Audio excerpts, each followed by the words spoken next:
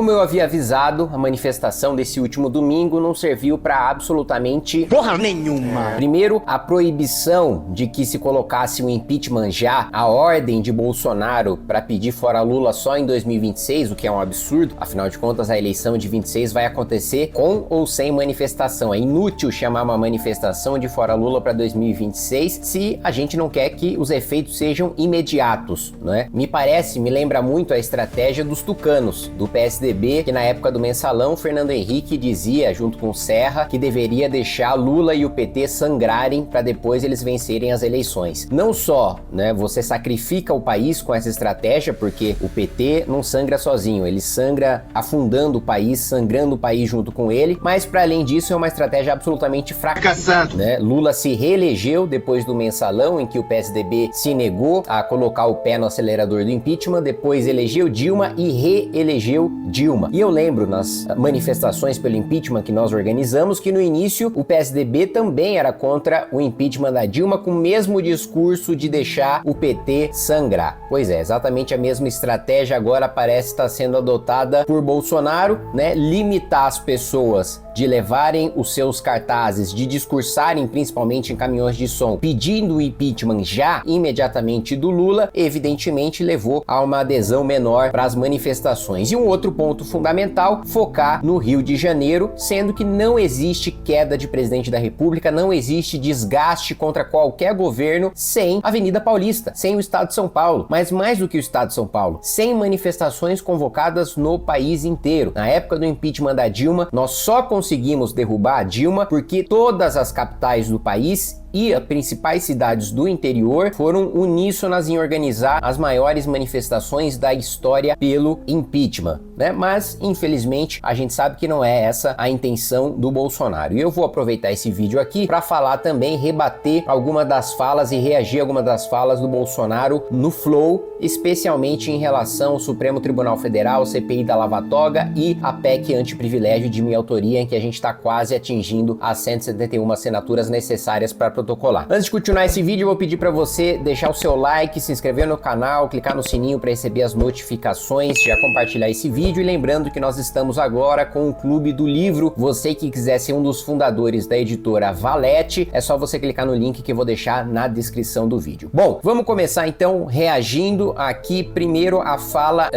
do Bolsonaro em relação à CPI da Lava Toga. Vamos lá. Cara, lá no passado, quando tu tava presidente, teve lá o lance da CPI da Lava Toga. Se isso tivesse ido pra frente, a gente estaria numa situação diferente hoje. Por que eu falo? Porque eu também sinto, como cidadão, que o STF tomou um protagonismo que não deveria ter, né? E eu não sou cientista político, mas é a sensação que eu tenho. Uma CPI da Lava Toga ali não teria segurado uma onda, não teria feito alguma diferença nesse sentido? Tu foi contra? Tu articulou pra segurar? O Flávio foi contra, eu vi ele falando e tal. Olha só, o que a gente esperava naquele momento? Que o Supremo se contivesse. Isso é esperar. Agora, você não tem quórum para levar para frente uma CPI dentro da Câmara ou dentro do Senado. Então, eu sempre costumo entrar em brigas onde você tem chance de vitória. Tá. Você não tem, não vamos nos desgastar por nada.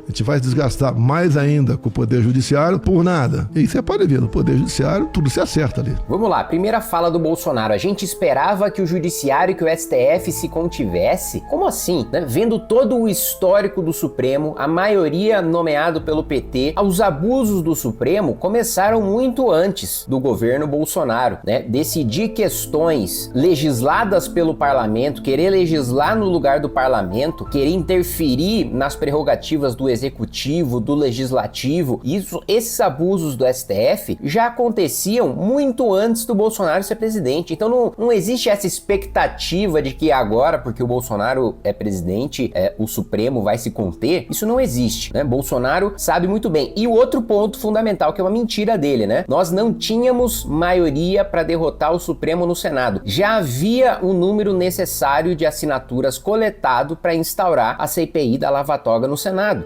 Flávio Bolsonaro, isso aqui, vocês não precisam acreditar em mim, isso está amplamente noticiado, né? Ou mesmo nos registros oficiais do Senado, em relação à CPI. Flávio Bolsonaro exigiu que outros senadores bolsonaristas retirassem as suas assinaturas quando a CPI da Lava Toga já estava prestes a ser protocolada, já com o número de assinaturas atingido. E por que Flávio Bolsonaro foi o grande articulador para que a CPI da Lava Toga não acontecesse e a gente não tivesse colocado lá já em 2019 um freio no Supremo Tribunal Federal? Por causa da rachadinha, né? Não à toa, vamos lá, editor, puxa aí a decisão do ministro Dias Toffoli que suspendeu todas as investigações, todos os processos envolvendo o compartilhamento de informações do COAF, que é o órgão responsável por fazer a fiscalização de lavagem de dinheiro e de movimentações financeiras atípicas, principalmente de parlamentares, né? O COAF fez essa comunicação para a Receita, a partir disso houve toda a denúncia do Ministério Público do Rio de Janeiro, que para quem não leu precisa ler, porque ela prova todo o escândalo de rachadinha envolvendo não só o Flávio, mas toda a família, e que assim como aconteceu com Lula, por uma manobra judicial, ela não foi para frente. Essa primeira manobra do Dias Toffoli lá atrás, em 2019, quando ele era presidente do Supremo, e mais recentemente por uma decisão, duas decisões na verdade, do ministro Gilmar Mendes, que também beneficiaram Flávio Bolsonaro no caso da rachadinha. Então, a justificativa é muito clara. Vocês não quiseram avançar com a CPI da Lava Toga porque vocês tinham rabo preso, e por isso não poderiam fazer isso avançar. Mais do que isso, nós aprovamos em 2019 o projeto 2121 de 2019, que limitava decisões monocráticas do Supremo Tribunal Federal, que agora os bolsonaristas dizem apoiar, mas nós aprovamos, Bolsonaro vetou, ou seja, hoje já poderia estar proibidas as decisões monocráticas de ministros do Supremo Tribunal Federal. Já poderia ter essa proibição. Todo esse debate está tendo que ser refeito porque Bolsonaro vetou esse projeto e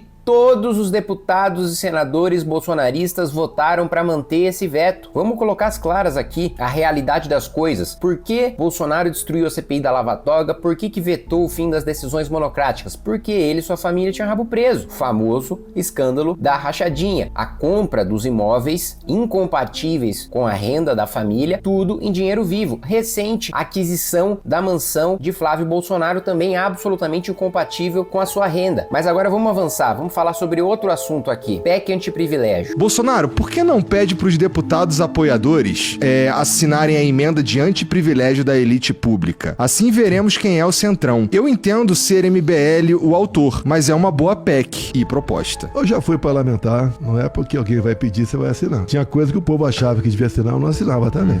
Isso vai do entendimento... convicções pessoais de cada um. De cada um, a possível retaliação que pode haver, tá certo? Vai sair. Pra mim, hoje em dia, a prioridade é a anistia. Ou seja, não vou pedir para os parlamentares bolsonaristas assinarem a PEC que acaba com super salários ilegais, inconstitucionais de juízes, promotores, advogados públicos, privilégios de deputados, senadores, ministros de Estado. Não vou pedir para minha base de deputados bolsonaristas assinarem. Aliás, a maioria dos deputados bolsonaristas não assinou, inclusive Eduardo Bolsonaro, aquele deputado que vive viajando o mundo e tem uma produção legislativa pífia. Primeiro, né, a convicção de cada um, né? Não é porque tem pressão popular que eu vou assinar, tem as minhas convicções próprias, mas que convicção própria é essa? A convicção de que o mais pobre, trabalhador brasileiro, pagador de impostos, tem que ser espoliado para financiar uma casta privilegiada? E aqui, vamos lá, eu não nego que juiz, promotor tem que receber bem, é óbvio que eles têm que receber bem, eles recebem bem nas democracias desenvolvidas. Agora, eles não recebem salários inconstitucionais 20 vezes maiores do que a renda média da população. Isso não é coisa de país sério. Nem a proporção, a diferença do que ganha o trabalhador médio, que não é 20 vezes, país desenvolvido pode até ser 5 vezes, 10 vezes, 20 vezes não, a renda média do trabalhador. Segundo, nunca extrapolando o salário de um ministro do Supremo Tribunal Federal, que é o teto constitucional.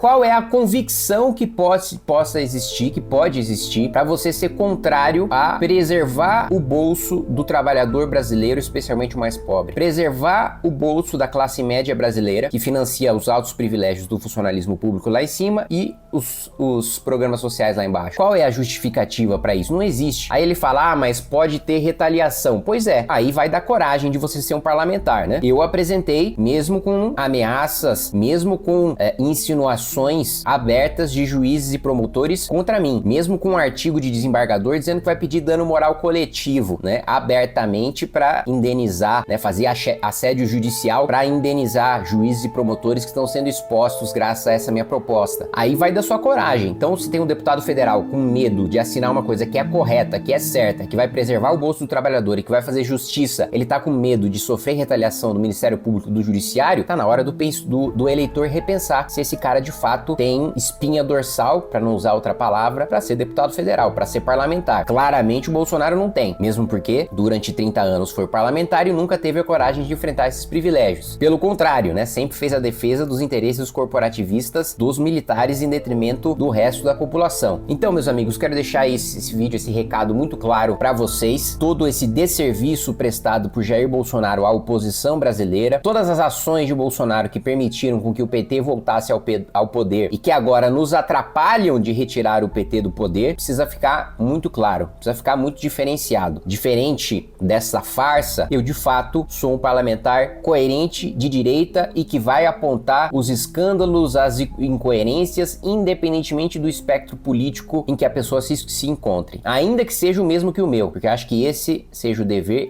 essa seja a coisa correta a se fazer enquanto pessoa, enquanto parlamentar.